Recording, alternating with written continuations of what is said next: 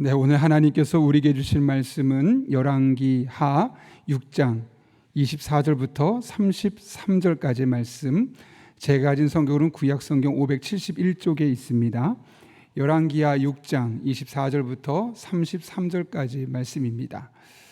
우리 하나님의 말씀을 한 절씩 읽고 마지막 33절은 한 목소리로 읽겠습니다. 제가 먼저 읽습니다. 이후에 아람 왕 벤하닷이 그의 온 군대를 모아 올라와서 사마리아를 에워싸니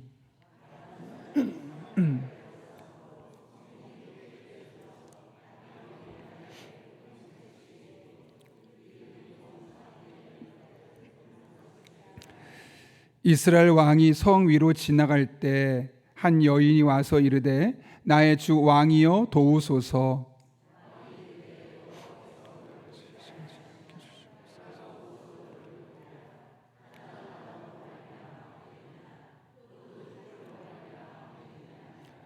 또 이르되 무슨 일이냐 하니 여인이 대답하되 이 여인이 내게 이르기를 내 아들을 내놓아라 우리가 오늘 먹고 내일은 내 아들을 먹자 하매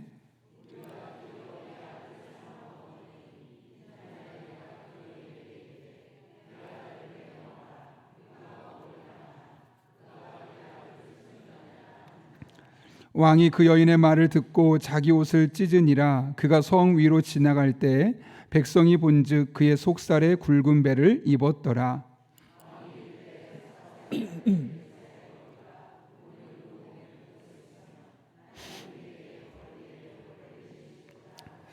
그때 엘리사가 그의 집에 앉아 있고 장로들이 그와 함께 앉아 있는데 왕이 자기 처소에서 사람을 보냈더니 그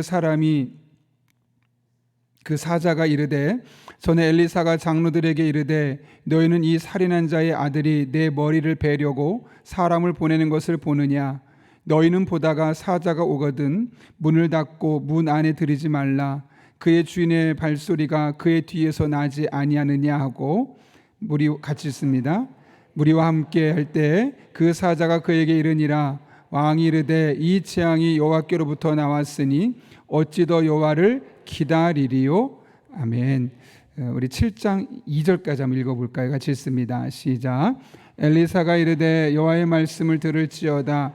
여호와께서 이르시되 내일 이맘때 사마리아 성문에서 고운 밀가루 한 스아를 한 세겔로 매매하고 브리트 수아를 한 세겔로 매매하리라 하셨느니라. 그때 왕이 그의 손에 의지하는 자 곧 한 장관이 하나님의 사람에게 대답하여 이르되 여호와께서 하늘에 창을 내신들 어찌 이런 일이 있으리요 하더라. 엘리사가 이르되 내가 내 눈으로 보리라 그러나 그것을 먹지는 못하리라 하니라. 아멘. 오늘의 말씀은 잘 아시는 것처럼 아람 왕 벤하닷이 이스라엘 특별히 사마리아를 포기하게 되었고 그로 말미암아서 그 성중에 큰 기근이 발생하면서 시작합니다. 오늘 본문 25절 말씀 보게 되면 나귀 머리가 은 80세겔이 되었고 비둘기 똥이 4분의 1값이 은 5세겔이 되었다고 이야기합니다. 여기서 은 80세겔이 어느 정도 될까 계산해 보면 보통 은 1세겔이 4일 동안의 임금입니다. 다시 말하면 여기서 말하는 은 80세겔을 3달치 월급 정도 된다고 볼 수 있겠죠. 그렇다면 200 곱하기 3 하면 적어도 우리나라 따지면 적어도 한 600만 원 정도, 300만 원 한 달에 번다고 하면 한 900만 원 정도 될 정도로 엄청나게 물값이 폭등하게 된 겁니다. 여기서 또한 비둘기 똥은 우리가 똥으로 해석할 수 있지만 원문을 보게 되면 보통은 콩이나 씨앗이라고 할 수 있죠. 그러니까 비둘기가 콩이나 씨앗을 먹고 똥으로 나온 것. 그래서 그것은 사실 평상시에 음식물도 취급하지 않았는데 그런 것들을 돈으로 사서 먹을 수 있을 밖에 없을 정도로 그렇게 힘든 이렇게 경제적으로 심각한 기근이 발생했던 사실을 오늘 말씀하고 있는 겁니다. 평상시에 무가치했고 평상시에 별로 마음을 두지 않았던 것들의 가치가 상승하면서 점점 어려워지는 겁니다. 더 큰 비극은 29절에 기록되어 있습니다. 29절 이하의 말씀 보게 되면 두 여인이 너무 배고픈 나머지 서로 자기의 아이들을 삶아서 먹자 라고 이야기했다. 한 여인의 아이는 삶아 먹고 또 한 여인은 그 아이를 피하기, 감추면서 또 사건이 발생했다는 사실을 오늘 본문 우리가 언급하고 있죠. 이렇게 이스라엘 백성들에게 큰 위험이, 비극이 임하게 된 겁니다. 여러분, 이런 상황 속에서 여러분이 만약 이런 어려움을 겪고 있다면 여러분은 어떻게 해석하고 어떻게 행동하시겠습니까? 오늘 이 본문의 이야기가 비단 과연 아람과 이스라엘, 그 사마리아 두 땅의 이 전쟁으로만 해석할 것이 아니라 오늘라도 사실 전쟁이 일어난다면 이와 비슷한 일들이 일어날 수 있을 겁니다. 이런 상황에, 이런 위기가 여러분의 삶에 만약 곤혹스러운 일들이 일어나게 된다면 어떻게 하는 것이 옳을까요? 아마 사람마다 다양한 반응을 일으킬 겁니다. 그렇다면 오늘 본문에서 이 이스라엘 왕은 어떻게 했습니까? 31절을 보면 이렇게 이야기합니다. 같이 한번 읽어볼까요? 시작.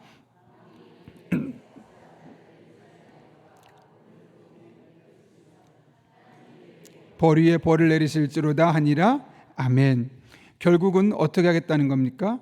그 뒤에 이어지는 말씀 보게 되면 사마리아, 엘리사를 죽이겠다라는 겁니다. 그리고 그를 잡아오라고 한 사람을, 사자를 보내게 이르는 거죠. 왜 이런 행동을 하는 걸까요, 여러분? 이 모든 전쟁의 책임이 엘리사에게 있다는 거죠. 잘 기억하다시피 오늘 보면 바로 앞에 있는 내용을 보게 되면 어떤 내용이 있냐면 이 아람과 이스라엘 사이에 전쟁이 일어나게 되었고, 그때 엘리사가 하나님 앞에 기도했더니 그 아람 왕 군대의 눈이 앞에 보이지 않게 되면서 얼마든지 이스라엘 백성들이 그들을 손쉽게 죽일 수 있는 상황에 이르렀습니다. 근데 그때 왕이 죽입시다 라고 말했지만 엘리사가 그렇게 할 수 없다. 어떻게 이런 사람을 함부로 죽일 수 있겠느냐, 그냥 살려보냅시다 해서 살려보냈더니 얼마 뒤에 그 군인들이 다시 쳐들어와서 이스라엘 백성들을 곤란하게 하니까 이것은 결국 엘리사 당신의 문제입니다 라고 말하면서 엘리사를 죽이려 하고 있는 것이죠. 그런데 31절만 보게 되면 마치 엘리사에게 모든 책임을 떠넘기는 것처럼 보이지만 실상 그것은 엘리사의 책임을 말하는 것이 아니라 하나님께 불만이 있었다는 사실을 알 수 있습니다. 33절을 보면 그가 이렇게 이야기하죠. 이 재앙이 여호와께로부터 나왔으니 이제 더 여호와를 기다리리요. 이게 무슨 말일까요, 여러분? 하나님 때문에 이런 일이 생겼다는 거죠. 그런데 여러분, 이 말씀 보면 어떤 생각이 드십니까? 이 이스라엘 왕이 가지고 있었던 잘못된 신앙관을 볼 수 있지 않습니까? 만약 지금 이 상황이 하나님으로부터 시작되었다면 어떻게 하는 것이 옳을까요? 왜 이런 일을 내게 허락하셨는지 그 뜻을 묻고 그 문제를 찾아서 하나님께 회개하고 돌이키는 것, 그것이 옳은 삶의 자세일 겁니다. 사실 그것은 이스라엘 백성들과 이들의 조상이었던 이미 솔로몬을 통해서 그들이 지침으로 알고 있었던 내용입니다. 전도서 7장 13절을 보면 이렇게 기록되어 있죠. 하나님이 행하시는 일을 보라. 하나님이 굽게 하신 것을 누가 능히 곧게 하겠느냐. 그러면서 계속 말씀하기를 형통한 날에는 기뻐하고 곤고한 날에는 생각하라. 하나님께서 만약 나의 삶에 그런 곤고한 일을 허락하셨다면, 하나님 내 인생을 굽게 만들어서 인생에 좀 덜컥거리는 일이 생겼다면 어떻게 하라고요? 그걸 내가 굳이 곧게 펴려가지 말고 생각해 보라는 거예요. 왜 이런 고난이 나의 삶에 찾아게 되었고 나의 삶에 왜 이런 일이 있게 되었는지를 진작에 고민하고 묻고 찾아가는 과정이 필요하다는 거죠. 이미 솔로몬을 통해서 이와 같은 지혜를 그의 후대 사람들은 알았어요. 그래서 그렇게 하면 되는 거예요. 그런데 오늘 어떻게 하고 있습니까? 이미 솔로몬을 통해 가이드를 주었음에도 불구하고 그는 이렇게 말하죠. 하나님께서 괴롭게 하셨으니 하나님을 기다릴 필요가 없다는 거죠. 어차피 하나님께 나의 삶에 이렇게 어려움을 주셨다면 도와줄 리 없어. 그러니 우리 힘으로 해결해야 돼 라고 말하면서 그 문제의 원흉과도 같았던 엘리사를 먼저 죽이면서 자기 분풀이를 하려고 하고 있는 이 왕의 모습을 보는 겁니다. 왜 이런 행동을 하는 걸까요, 여러분? 하나님의 본심을 오해할 때 생기는 어처구니 없는 영적인 헛발질입니다. 하나님께서 우리들의 삶에 고난을 허락하시죠. 신학적으로 중요한 표현인데 허락하십니다. 일부러 우리를 괴롭게 하시는 것이 아니라 우리의 실수를 그냥 두시는 것이고, 우리의 욕심으로 인한 잘못된 판단을 허락하시는 것이고, 악한 이들의 의도적인 괴롭힘을 그냥 두시는 것이고, 사탄의 계략으로 넘어질 때 잠깐 허용해 주시는 겁니다. 그것은 일단 허락하시는 거죠. 이에 대해서 야고보서 1장 13절에서 야고보는 이렇게 이야기합니다. 사람이 시험을 받을 때 하나님께 시험을 받는다 하지 말지니 하나님은 악에게 시험을 받지 아니하시고 친히 아무도 시험하지 아니하시니라. 오직 각 사람이 시험을 받는 것은 자기 욕심에 끌려 미혹됨이니. 그러니까 우리들의 삶에 있는 크고 작은 문제들은 하나님께서 우리를 의도적으로 괴롭히기 위한 것이 아니라 잠깐 허락해 주시는 것인데, 그 시작은 어디에 있냐면 우리 인간적인 본능들이 발달할 때, 그 인간적인 본능이 드러나게 될 때 그런 문제들이 생긴다는 거죠. 그런 다양한 문제들이 생겼을 때 하나님이 이것을 일부러 허락하시는 거예요. 중요한 것은 왜 그것들을 허락하시는가. 여러분이 잘 아시는 말씀일 겁니다. 에가서 3장 33절 말씀, 주께서 인생에게 고생하게 하시며 근심하게 하심은 본심이 아니로로다. 우리는 하나님께서 우리들의 삶에 허락하신 고생, 근심만 생각하는데 하나님의 본심은 그것이 아니란 사실을 분명히 말씀하죠. 심지어 예레미야 29장 11절은 이렇게 말하죠. 너를 향한 나의 생각을 내가 아노니 평안이요 재앙이 아니니라, 너에게 미래와 희망을 주는 것이니라. 이 말씀 너무나 잘 알고 있습니다. 나의 삶의 고통과 고난은 반드시 찾아오게 될 것인데, 하나님께서 의도적으로 나를 괴롭히게 한 것이 아니라 내가 실수하고 잘못하고 나의 삶에 여러 가지 문제들이 있을 때 일부러 그것을 허용하시는 것이다. 그리고 그것은 단순히 재앙이나 고생이나 근심이 아니라 그런 과정을 통해서 미래와 희망을 주시는 하나님의 배로 속에 뒤어진 일들이라는 사실을 분명하게 우리는 알고 있습니다. 귀가 닳도록 들었습니다. 중요한 것은 이런 믿음이, 이런 알미 정말 중요한 순간에 작동하지 않는다는 거죠. 여러분, 이스라엘 왕이 이와 같은 사실을 몰랐겠습니까? 아니죠. 오늘 바로 앞에 있는 장면에서 보게 되면 엘리사의 말을 다 따라서 합니다. 그때까지만 해도 이스라엘에게 이런 어려움이 생기지 않았거든요. 그러니까 한번 싸워보자. 우리 주변에 내 옆에 엘리사가 있고 엘리사의 하나님이 있으니까 싸우면 능히 우리 이길 수 있어. 이 정도면 충분한 전력이야 라고 생각했고, 실제로 엘리사를 통한 기도를 통해 놀라운 능력을 경험하게 되죠. 그런데 얼마 뒤에 또 다른 전쟁에서 잠깐 동안 성이 포위가 되어 있고 엘리사가 아무런 역할을 하지 않는 것처럼 보이고 점점 기근이 임하게 되고 먹을 것이 떨어지면서 그의 믿음이, 그 전까지만 해도 작동했던 믿음이 전혀 작동하지 않고 있는 것을 보게 되는 거죠. 정말 중요한 순간, 위기의 순간에 이 믿음이 작동하지 않는다면 이 믿음은 사실 무슨 의미가 있겠습니까? 믿음이 나타나야 될 순간에 믿음이 나타나는 것이 아니라 오히려 우리의 본능이 나타날 수밖에 없는 것이죠.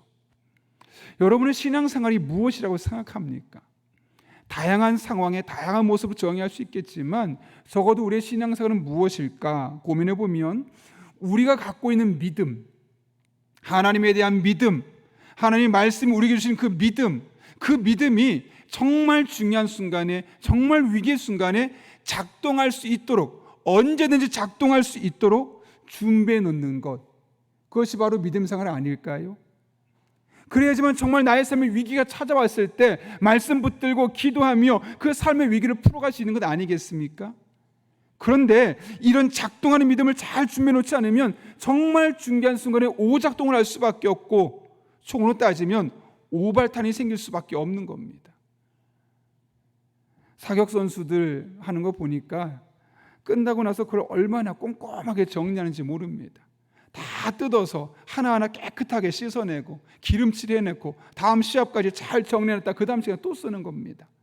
왜냐하면 거기서 안에 조금이라도 화약이 묻어 있거나 그랬으면은 원래 있던 것에서 살짝 어긋나기 때문에 정확하게 그 총탄이 발사될 수 있도록 그들이 늘 그렇게 준비해 놓는 것이죠. 여러분, 신앙생활은 바로 그런 것입니다. 우리가 그동안 믿고 있는 것, 우리가 알고 있는 것, 그런 것들이 정말 중요한 순간에 작동할 수 있도록 평상시에 잘 준비해 놓는 거죠. 그게 잘 준비되지가 않으면 정말 중요한 순간에 무너질 수밖에 없는 겁니다. 물론 일상생활에서는 큰 문제가 없습니다.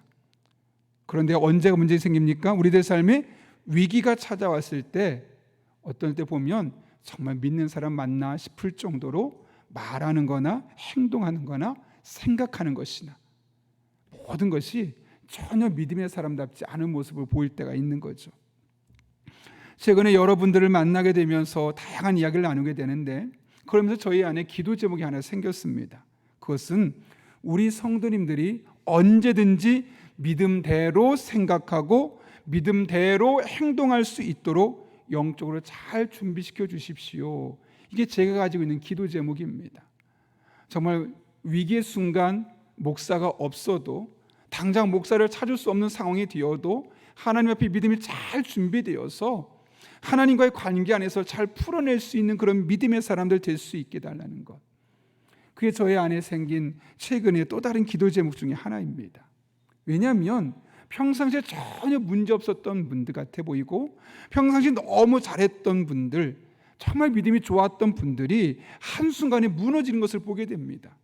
여기 무너졌다는 게 완전 믿음을 다 버렸다 이게 아니라 사고방식이 전혀 믿음의 사람 같지 않게 사고하는 겁니다.